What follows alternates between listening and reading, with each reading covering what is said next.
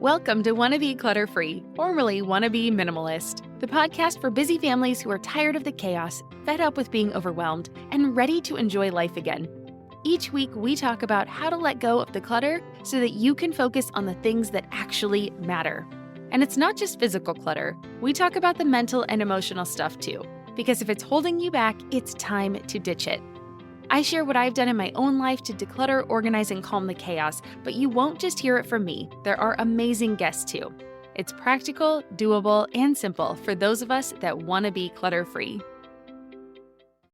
It's the Wannabe Minimalist Show with Deanna Yates, episode number 35. On today's episode, we are talking to blogger and slow living advocate Karen Burke about how she used a challenge to declutter her home from top to bottom. We also discover how one sentence can make all the difference when it comes to clearing out your home to pursue a life you love. Hey there, welcome back to the show. As always, I'm your host, Deanna Yates, creator of littlegreenbow.com and your resident wannabe minimalist. In today's episode, I'm having a conversation with simple living blogger Karen Burke from Slow Motion Mama.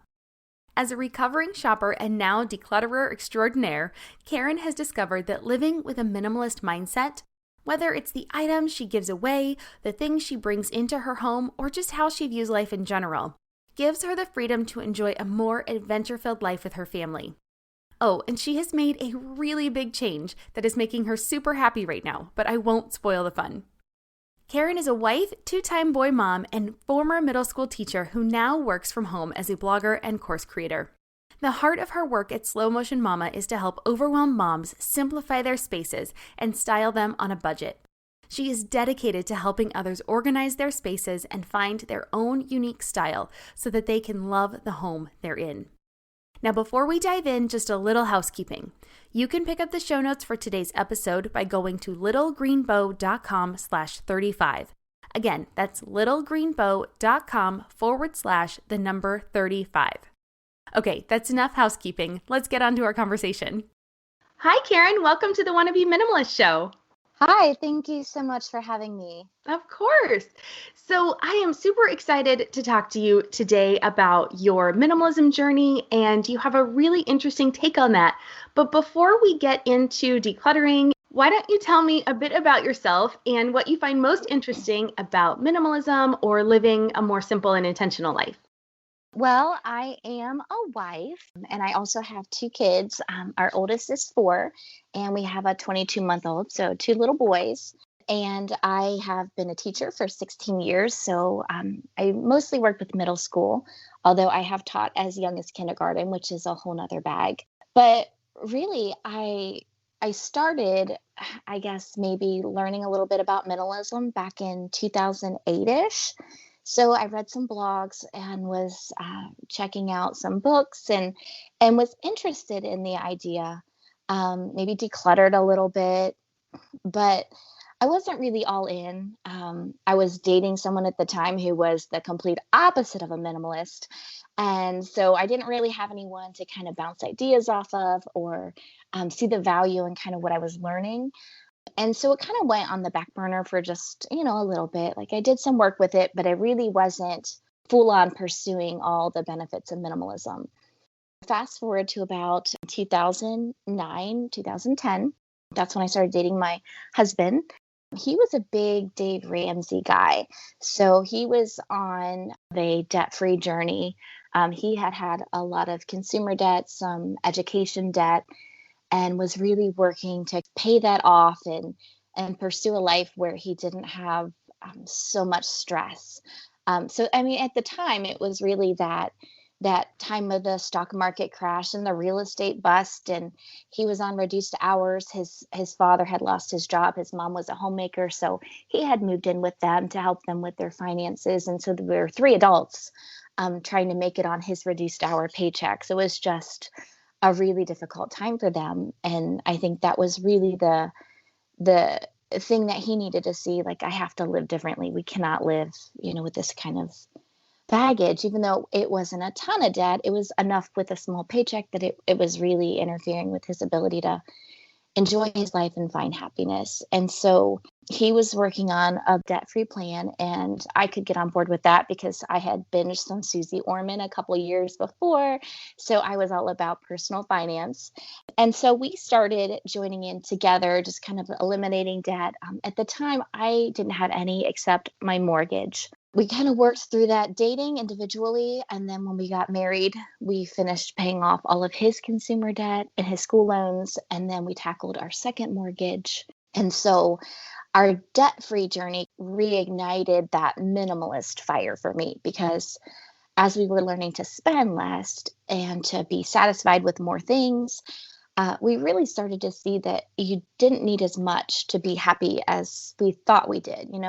I think a lot of times in your 20s, you're guilty of overspending and, doing the things all your friends are doing. If it was, I probably had 15 pairs of pants that I needed to teach in. Like I could have probably gone 6 weeks without doing a load of laundry. That was where I was at. Through our debt-free journey and reconnecting with minimalism, it really helped us streamline, what we need, what we don't need, and kind of showed us a vision for what we wanted for our life. I don't want a life filled with a bunch of stuff and a bunch of stress. We really felt led that maybe someday we'd do some missions work or at least live a life that was a possibility. And so we decided that we were going to live a life worth telling stories about. So that was kind of like our marriage motto. That. That's really like the filter that we use for everything. When we're trying to make a big decision or we're kind of at a crossroad with what we're going to do, we're like, choose the path less traveled. We want to live a life worth telling stories about. And so for us, that's pursuing things that are maybe atypical to society or at least different than what the average person might view as significant. But for us, it's really panned out because, we're fans of adventure. I was always one of those kids that binged the Choose Your Own Adventure books as a kid. Oh yeah, I just started introducing those to my daughter. Oh my gosh, They're they were super my favorite. fun. But because I'm so type A, I would read, and if I died, I'd go back to where I was and try the other path because I had a plan. I had a vision for how I wanted the book to go. But I think that's just always been with us that we want something different than maybe is the status quo. And for us, that led to a debt-free life and minimalism and kind of embracing both sides of that as we journey through our lives together. Very cool. I know I teased your really interesting decluttering story, but I want to take a slight tangent. First, I want to go back to your why statement. I love that idea that you guys have a family why statement that you can get behind. That does make such a difference when you are facing these difficult decisions and, your friends are buying the new thing, right? Like they just got a cool, billiards table or the kids are doing this thing or, somebody just went on a shopping spree, something where you just are like, oh, it kind of grates at you a little bit and you feel a little moment of weakness or temptation. And then you can just look back at that why statement of, is that the story I want to tell? Is that the legacy I want to leave behind? And I absolutely love that family why statement. That is brilliant. Thank you. Brilliant. And really minimalism to me is like a muscle. The more you use it, the easier it becomes, the stronger it becomes, and I'm sure that back in the day, it would maybe I would see what my friends were doing or, I can appreciate what they do. But when I look through it with our lens, it just doesn't appeal as much. If I have a friend that buys a brand new car, I'm super excited for them. That is amazing. Congratulations. But then I think if I had done that, I would be sick right now. Like I would not want a car payment again. The car is paid off. And instead we choose to spend our money on vacations. So I think sometimes for us, we have the flip side. We've done a lot of traveling and, sometimes we'll tell stories about the adventures we've been on. We journeyed with some friends. He and I road tripped across the Yucatan, which is so probably cool. not a wise decision. It really wasn't even a wise decision then, but we were 3 years in and we didn't have any kids. And we're like, let's road trip across Mexico because why not? It was just such an adventure. Yeah. And we would have friends that would be like, oh, it must be nice to travel and have that kind of money. And I mean, we don't. We lived on one income. Even when I was teaching full time, we used my husband's pay as our baseline. So we traveled on one paycheck. but the choices that we made enabled those other choices. It's life is Mm-hmm. all about trades.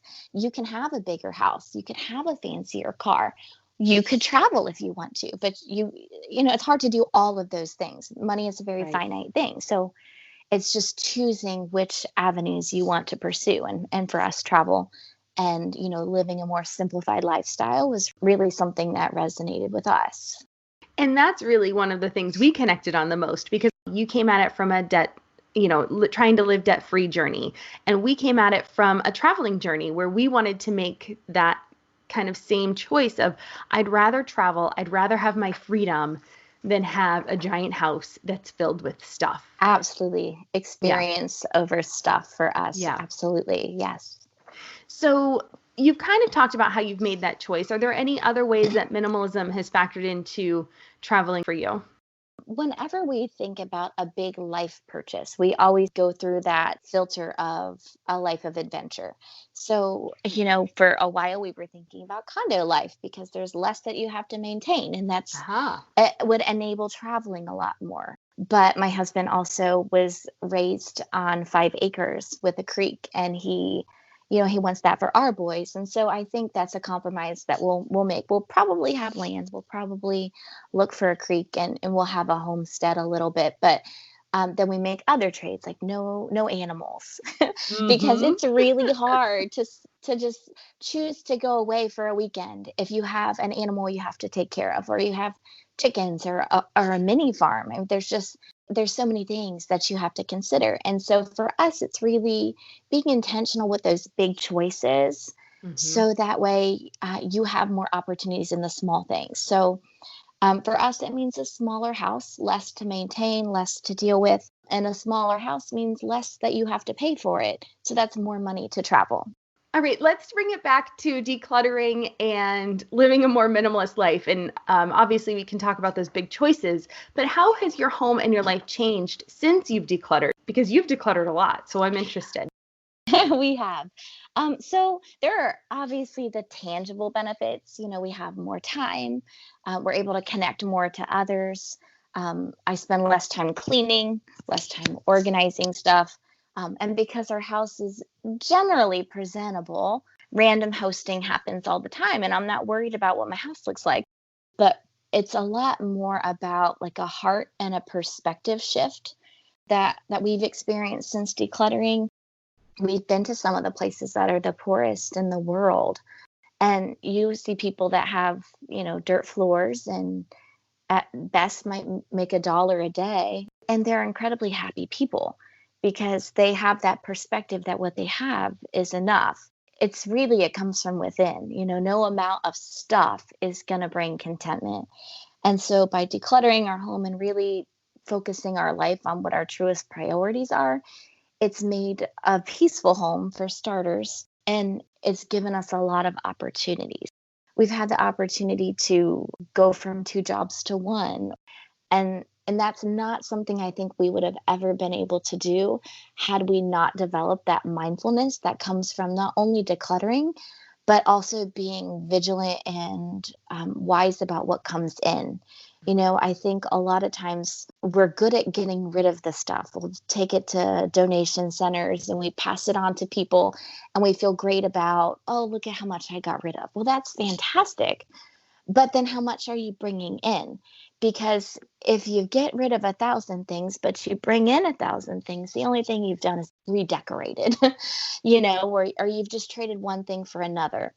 And so it's a two-pronged thing for us. It's about decluttering and removing the stuff we don't need from our home and our lives, but it's also about being really particular about the stuff and the commitments that we bring back in. Yeah, it's a brilliant point. You can't just get rid of it all and then continue buying it. So actually, I did. I love a good challenge. It's pretty much the only way I get anything accomplished. One year, I decided I was going to track every item that came into our house because I was curious. How much stuff is really coming in. And so every month, I had a tally, and I would just, if something came into our house, I would click. And it was amazing to me to see how much stuff still came in when we don't really shop. So I what didn't. kind of things were they? What were they that you were It tracking? was So anything that came into our home that was a non-perishable, non-food item got tracked. So Okay. if my husband bought a new pair of shoes, it got on the tracker. If my in-laws or my parents bought our sons a toy, it got tracked on there.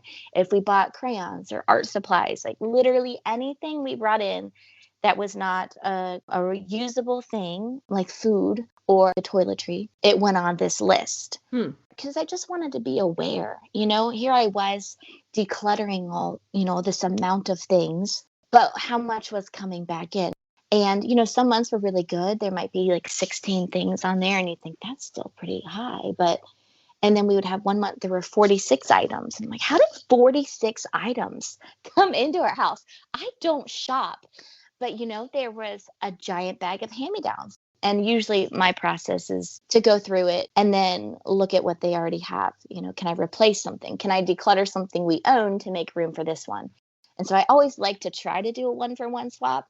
Or if I bring 20 items in, maybe that allows me to get rid of 40, have a net negative. I like to tell my readers, do it for a month, do it for 2 weeks, just track what comes into your house. Right. And you will be surprised, especially during the school year, how many things probably come in on the backs of your children that you are just, I mean, those little hoarders come home with all those things from their locker. Half the time it's like, no, but I really liked that rock or that stick or that half broken thing. And you're just like, what? Huh? Okay, you need a little treasure box. It goes in your treasure box. And if that's full, you go through it and you decide what you keep. That's right. You have a storage container. That's you. Whatever you can fit in that container, girlfriend, you rock with it. Those are your treasures. Teach that 1-for-1. All right, bring this treasure in. But what treasure are you going to gift to someone else? Oh, this half broken stick. That grandma will love that. Yes. Oh my gosh, it's so good. Okay, so I know I teased this, but I am dying to know, what was your very interesting way of decluttering? So tell me about this. You love to challenge yourself. So tell me about your decluttering strategy and tactic. I'm Margaret. And I'm Amy. And together we host the podcast, What Fresh Hell? Laughing in the Face of Motherhood. Margaret, I would say you're sort of a where are my keys kind of mom. Correct. Sometimes a where are my kids kind of mom.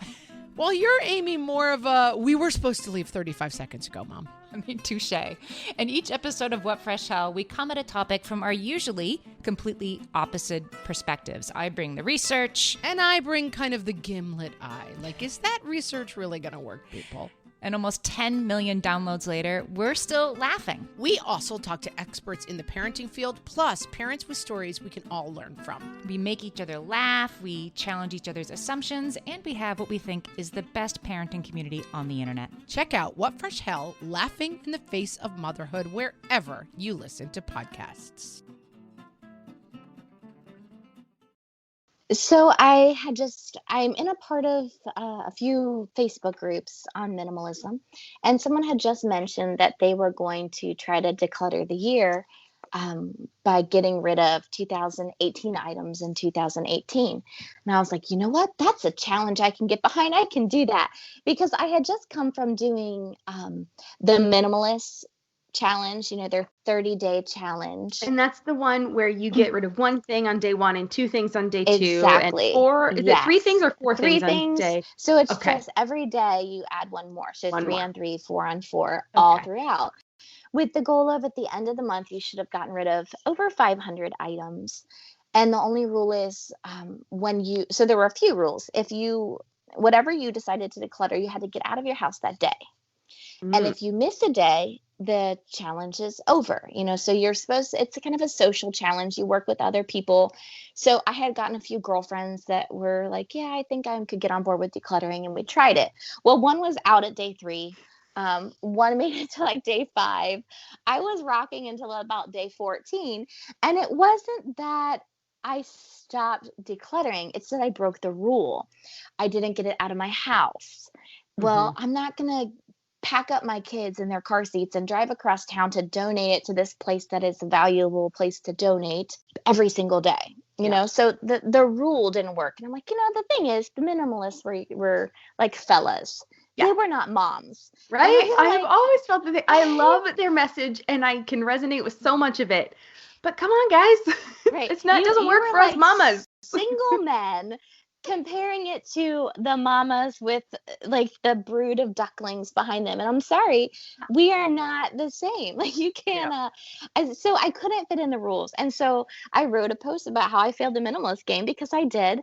But those were the things I learned. I love a good challenge, but the rules have to be flexible. The rules have to work for my life because my life didn't look like theirs. And chances are it's not going to look like yours. You know, everybody needs that flexibility. And so I thought, well, this is a challenge I could get behind because it's still getting rid of a lot of things, but there was the flexibility. You know, I had all year to get rid of 2018 items. And I thought I could do that, you know, because it can ebb and flow. And I did the math and I thought, oh, it's just a little over 5 items a day. So if you're like a bite-sized person, you could just say, all right, I'm going to get rid of either 5 or 6 items a day and move through your house and just make that a part of your daily routine. And by the end of the year, you've decluttered over 2,000. That's amazing.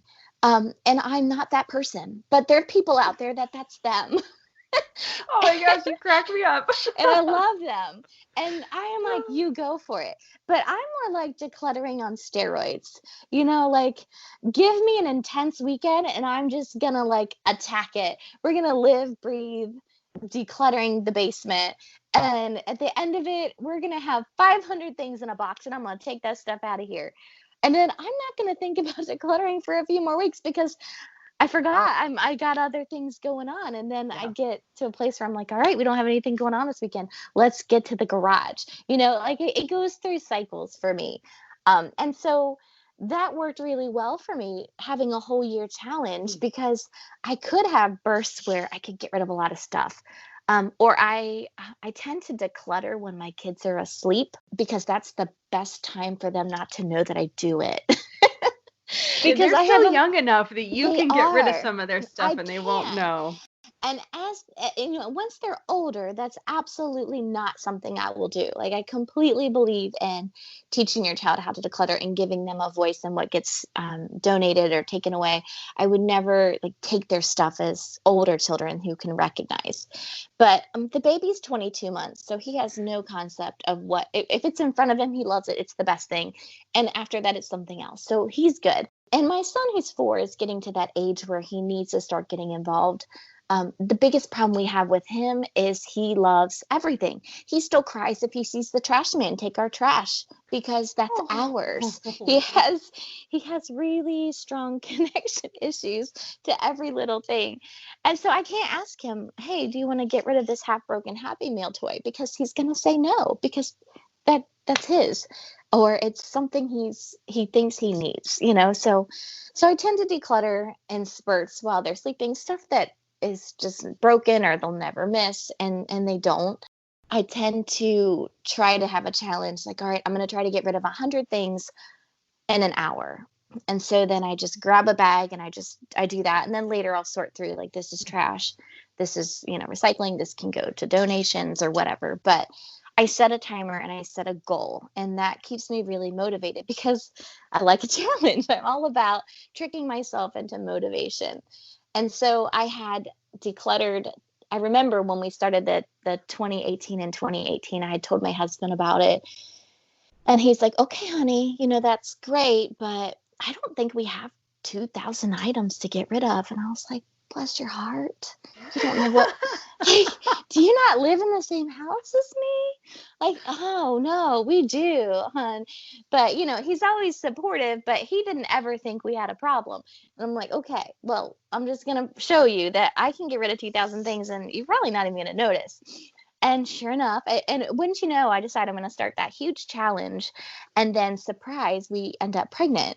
I would have never signed up for that had I known that was going to happen. But because I'm super goal oriented and I had that goal already set, you know, I'm just doing it. So I watched a lot of Marie Kondo on Netflix with all that morning sickness. And that was just like, it's kind of like watching an episode of Hoarders. You're like, I got to get rid of all my stuff. And so I did declutter all of our closets the first week of January. And I'm in our office, and I got over 700 items donated or decluttered in 1 week. Yeah. Wow. And then I just kind of did a little bit here and there throughout those first trimester months because they're terrible.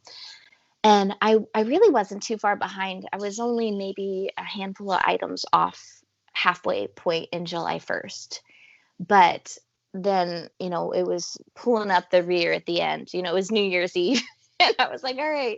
I was down there with my newborn. Out.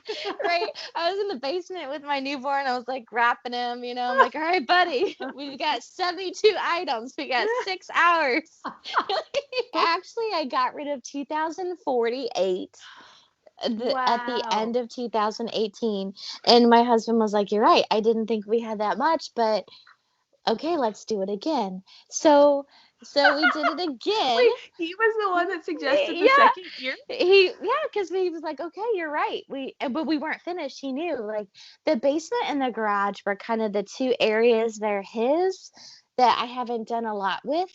And those were the two that I'm like, honey, there's 2,000 things just in this spot. Like, I can assure you, we can get rid of more. And so once he was like, okay. And I wanted to do it again because, to be honest with you, when I started the goal, I thought by the end of it, the house is going to feel like I wanted to feel. Like, you have a vision in your mind for what your house is going to look like when it's simplified and it's beautiful and everything comes together. And there I was, and with my 3-month-old and the 2.5-year-old, and we're looking around and I'm thinking, I'm not there yet. I think sometimes the temptation is to quit at that point, like I did the thing and it still doesn't feel like I like, it's a failure. But instead I thought, well, I'm just going to do it again. You know what? And that's when I did Marie Kondo. Never. So I decided I found that in 2019, and that's when I did the 700. That's right. But what was interesting is I could have quit at the end of 2018. And instead, I continued on and I said, I'll do 2019 and 2019. I decluttered that 700 items in 1 week, the first week of January. And it was at that point that I looked around and I thought, now this is it. Like, this is what I was expecting. I was just 700 items short. That's when I started to really feel it in our home. And the realization came that I almost quit right before I got to that point. And isn't that just always what happens? We're working toward a certain goal, and right before that breakthrough, you quit because you just get so discouraged that you weren't seeing the results that you wanted. And if you would just persevere just a little bit longer, a lot of times that transformation is just on the other side of when you give up. And so for us, January 2019, I started to really feel like, wow, the house has come together. But by then, I had already had some other people from the blog and my email list and some friends in real life that are like, hey, I want to do this too. How do you do it? So I was like, all right, well, here's how I do it. And let's go for round 2. Let's do it again. I had a little bit of a community there, which was wonderful. And we just I went over some basic guidelines that I follow. I don't call them rules because I don't believe that you have to have rules for this, because rules make you think that if you break them, you fail. And that's not my jam. Like, do you, whatever you need to do, whatever parameters you need to set to feel like a success, that's what you go after. So we set up some general guidelines that I use, and I'm like, you can use them, you can break them. Like, there is no decluttering police. No one's going to come after you. I mean, no one cares. So, you do your thing. But some people like guidelines. So if you're a personality that likes a little structure, because I had structure, because I thought, well, I need to know what do I count as what. So I had some structure to it. And so I built some community, and we did that through 2019. And so at the end of it, I had some people saying, I made so much progress. Are you going to do this again? And I was like, sure. Okay. Like, bring on 2020. And I thought, it's going to get harder.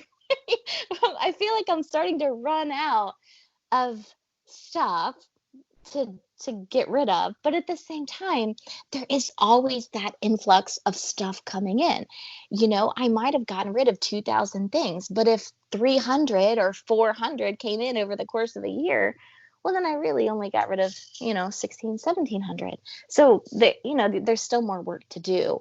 The more intentional you are about not allowing stuff back in, the easier obviously it gets. But so yeah, so So, we're rocking and okay. rolling with So 2020 and you're doing 2020. this again. So We this is your are. third So year. yeah, Okay. we are about to So, approach the halfway mark, right? Because oh my July gosh. 1st is our halfway. So if Okay. anybody listening wants to join in, they could do 1,010 in 2020. They could do half, or they could just be all in and do all of it. Why not? I love it. But at the halfway, it's just still 5 to 6 items a day. Or if they want to Yeah. catch up with everybody, 10 to 12 Jump items on a into day, they 10. can Yeah. still. I mean, there are people that do it and finish the year way early. Oh, yeah. I When can see that. yeah, so my total, like 2019, I think I ended up getting a lot toward the end because I went Mm-hmm. through a sentimental tote that I had from high school of a bunch of Oh, boy. pictures and yeah, that stuff that you just never get to. Yep. But so I ended up finishing up 2019 with 2,194 things decluttered. Wow. And I'm a little behind this year. I'm at 928. So I'm about, what about 80 off the pace, I think. Okay. 80. But it's still not July But 1st. We're recording this. that's You right. still got a few more days I of got a few June. more days. So That's right. no worries. Yeah, but my total since I started that process is 5,168 items so far. Wow. Okay, we were talking about this pile of papers and what counts as an item. What are you counting as an item? So kind of what I do, I don't count anything that was already going to be thrown out. Like if you Okay. finish a bottle of body wash and you're going to recycle, that doesn't count. Like there are a few rules. The guidelines that I use usually, anything that you declutter counts as one item. So if I declutter, a shirt and 3 pairs of pants, well then that's 4 items that I do. And for us, the easiest thing I found is I just downloaded a free app on my iPhone. They have one for Android. I don't know what it's called, but on iPhone, it's just Counter Plus. It's just a free app that you can download, and you can title it. So it's just titled like Declutter 2020, and it just has a plus and a minus sign. And so every time I put something in the donate box, I just hit the plus sign, and it just keeps the total tally for me of what I've done. If it's something that came into our house as a bulk item and I'm getting rid of it as a bulk item, I just count it as one. Like if I get rid of a box of crayons, like I'm not counting that as 24 items. Now, if you do, then you do you. That's fine. But to me, I was like, it came in as one. It's leaving as one. It's just one. But I do make some exceptions for that. If the things I'm trying to get rid of were a lot of work to get rid of. So, for instance, back when my son was 3 months old, we decided to gut our entire first floor and renovate. So we had purchased a lot of things for redoing the house. And we found an auction site that had a bunch of tile. So we scored a bunch of tile. We were able to use it on the house, but it came in bulk and there was way more than we needed.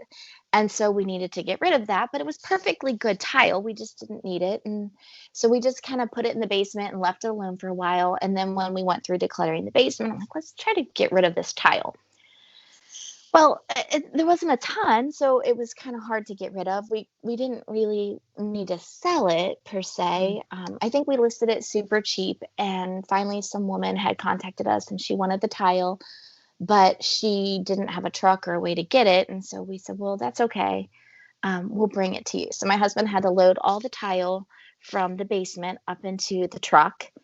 And then he had to drive it to her. And then when we got there, she was an older lady. And he's like, well, you can't carry all this tile in. So then he did it all, he moved it to wherever she wanted it to go. So that was a lot of work to get through that. And so I counted those individually because I felt like we really earned each one of those You tiles. earned those tiles. Like, I don't know if y'all have carried tile around before, but it's not super light. So, No. If there were some things that required a lot of effort to get rid of, we counted it, individually. But then there were other things that were big that we just counted as one, like we decluttered our car. Well, when we sold our car, I counted that. I mean, that's a big item off my list. Sure. But it's still only counted as one. Right. But so that's kind of the gist. If a question that I often get is what to do about paper. Mm-hmm.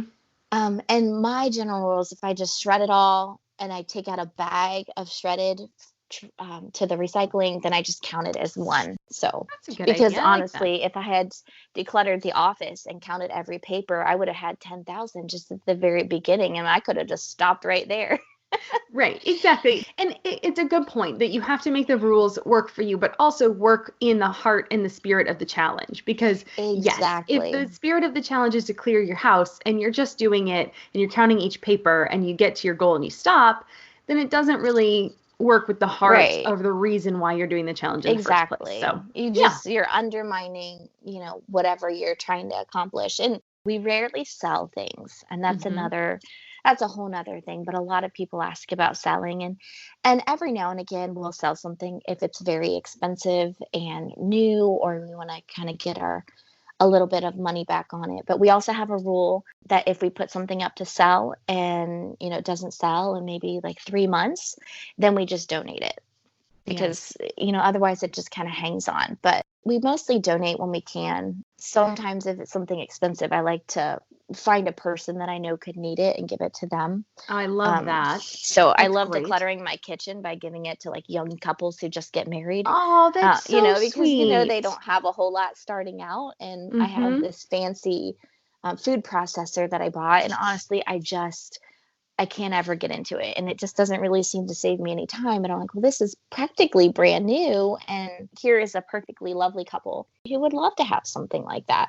Right. And so then I just look for people like that to just offer things to that are maybe more expensive, that would be a blessing, but it also works great for me because then I don't have to look at that sunk cost every time I see that item and think, wow, I wasted a lot of money on that. There's guilt when you keep those things because you feel like you're wasting the money. And there's a couple things I want to remind people when they're listening to this. You've already spent the money. So it's Absolutely. gone. It's gone. It's a sunk cost, like you said. It's gone. It doesn't matter. Mm-hmm. Also, I want to point out that you are doing this on one income. So the fact that you are willing to get rid of these items, knowing that you've already paid the money for them, which you paid for on your one income, it just goes to show you that you don't need to always get the money back for those things. No. And that's a really hard mental hurdle for a lot of people to get over, but it's definitely one to do. Things that we sell generally tend to be kids items, like big kids toys, like dollhouse, or like those expensive things that they didn't use for very long, and so they're still in really good condition. And then like electronic things, like we sold a digital camera one time, or things that were really expensive. And I always, my starting point is 50% of the current value that you could buy it for. So like if I bought a camera that was really expensive, it was $500, but now I can buy it on Amazon for $250. Well, I'm not going to be able to sell it for more than $125, regardless of what I paid for it 5 years ago or whatever. So I think that's the thing too. People put their current value, like what they paid for it, like that's still holding that place in their heart. And that's not what it's worth. Just because it's worth that to you because you've owned it, nobody else cares. Well, and I think another thing that helps me parting with expensive things is sometimes you have to think about the value you can bring to someone else. It's not bringing any value to my life if I'm not using it, and I feel guilty when I look at it. Whereas if I can give it to someone who's going to use it and has, a lot of value in that thing, then that's money well spent. I just consider it like, oh, it's like I bought them a gift. I bought them a very nice gift. If you were starting your minimalism and your simple living journey over today, knowing what you know now, what is the first thing you would do? Or your friend was starting, where would you tell her to start? I think one of the things I would say, aside from decluttering, is that focusing on what you're bringing in. I think that's the piece that a lot of people miss. We get excited about getting rid of all the stuff and how good our house feels. But the reality is, if you don't make a mindset shift, if you don't change your habits and change those so that they match your priorities, in a year or two, your house is going to be just as cluttered as when you started. So decluttering is great, but shifting that mindset to truly embrace a minimalist lifestyle that's really the ticket, I think, for me. When you're aware of what's coming in and you're also aware of what's going out, it helps you sense your values. If I'm allowing a lot of stuff in and it doesn't really serve me, then that's a sign that maybe I'm not really focusing on my priorities.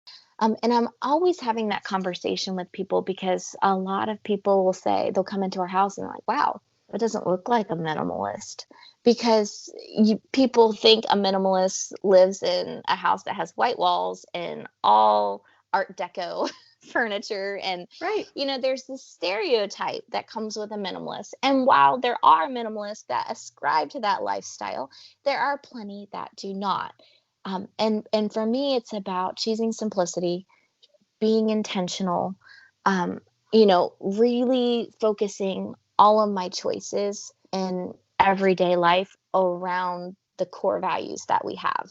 Mm-hmm. And that's minimalist to me, like being true to who we are and what our values are, and not allowing a bunch of distraction to weigh in on what the world is doing, but to really just focus on, like, in our heart of hearts, like, where do we feel led? What kind of lifestyle makes us feel like we're living our best purpose? And then align your choices to that lifestyle. So as a beginning minimalist, really take the time to find your why, I think is critical. And any time you want to start something new, you're always looking for, like, why do I want to do this? What's the root? What is, if I boil everything down at its core, what am I trying to establish? Or why am I driven to this thing? And I think once you get a hold of the reason you really want something, you're like a bulldog. Like, you're not going to shake it. No storm that comes in your life is going to move you permanently off course, because you have that why rooted deep in you. You have that purpose and that passion and that foundation established. And once you do, then all you have to do is funnel all your life choices into that filter. This is the purpose I want. This is the passion I have. This is the life of service that I have for myself. And so then when a new opportunity comes, is this the next best thing? Is this a step that's going to move me toward that life I want or away from that life I want? And it does sound super simplistic, but in reality, I mean, I just quit my career 16 years, and that's how I did it. Is this decision moving me closer or further away from this life that we have felt is our calling? And once you know what's true to you, it helps you see what your next best choice is. And for me, that was, quitting my career and staying home with our kids and pursuing this online business and, having more flexibility to kind of encourage other moms in this space that they can simplify their life and they can develop a home that they love. And it doesn't have to be complicated or fancy, but you can make a beautiful home wherever you are.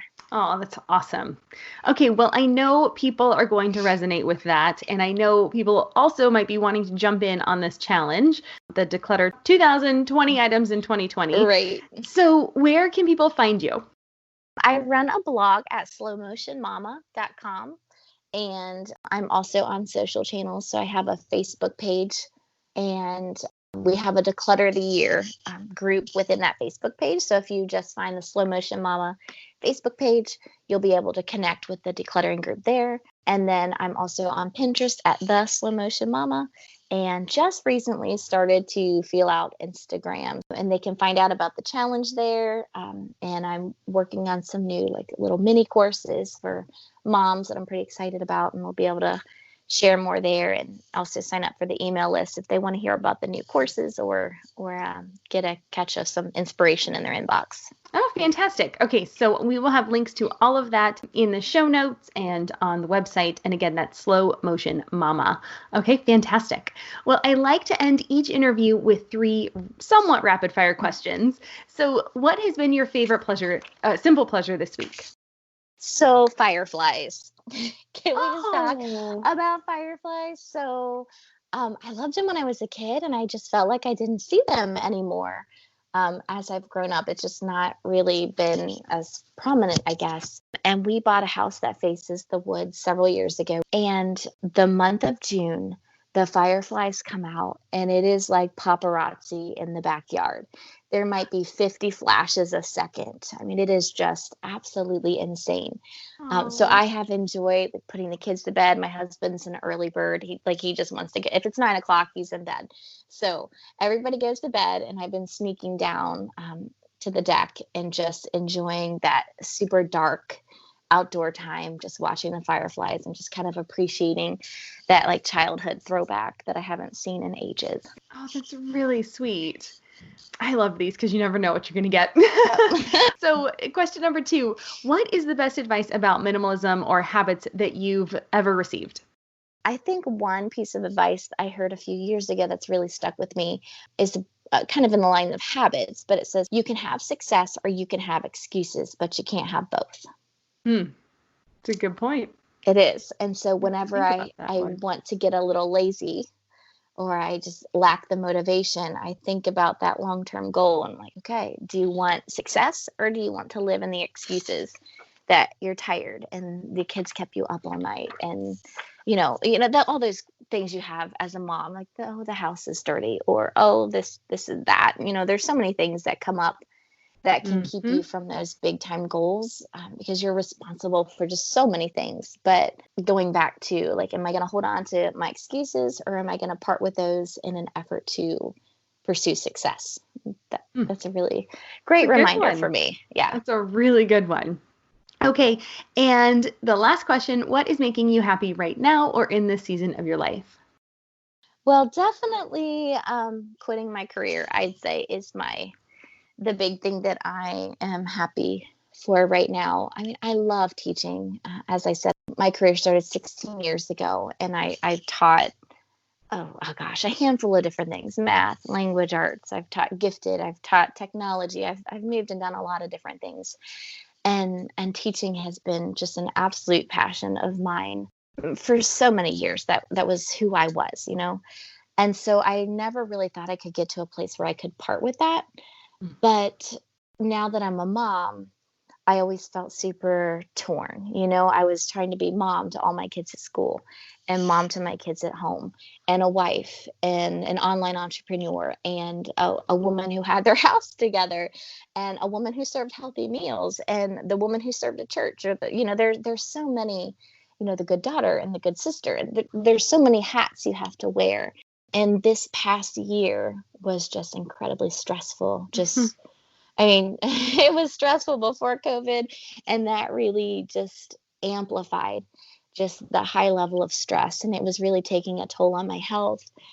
It was taking a toll on the kids. I had stayed home the year before when I had Levi because he was due Labor Day weekend. So I didn't want to try to go back to school with a newborn. So I had taken a leave of absence. So my kids were used to me being home. And then I went back. And it was just so hard on our son, who was 3 at the time. And it was hard on my husband because he was used to me being home and the house kind of running and having a rhythm. And then suddenly I was working 60, 70 hours. And so was he. And, who was raising our kids? It felt so out of alignment with what our goals were.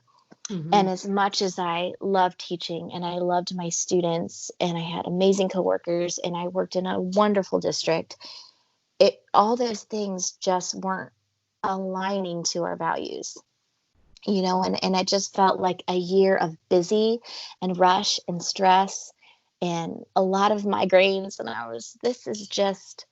it very clearly became not the lifestyle that we had envisioned for ourselves. And, we said, well, I prayed about it a lot. I had gone back and forth, obviously. Who quits a steady paycheck during a pandemic, right? like, why would you do that on purpose? And it was really hard to give up that security. That is my number one thing. I am a security person through and through.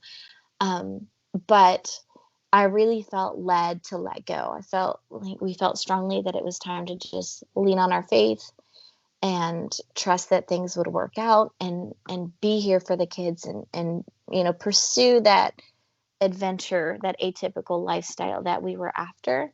And it felt right, but it is a little scary. I'm not gonna lie.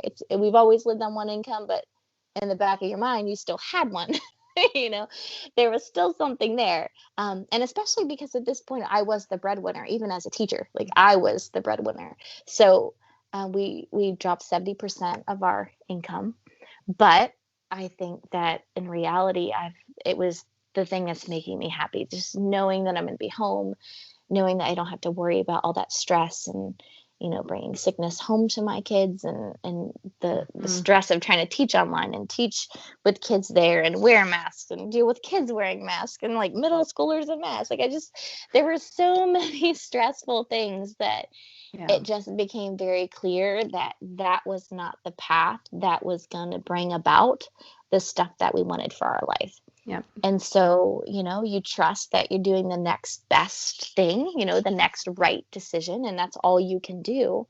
And, we just trusting in it and we're just moving forward. And so there's a lot of excitement right now, just that, okay, like we're doing this, the safety net is gone and we're trusting fully in what we feel like is our purpose.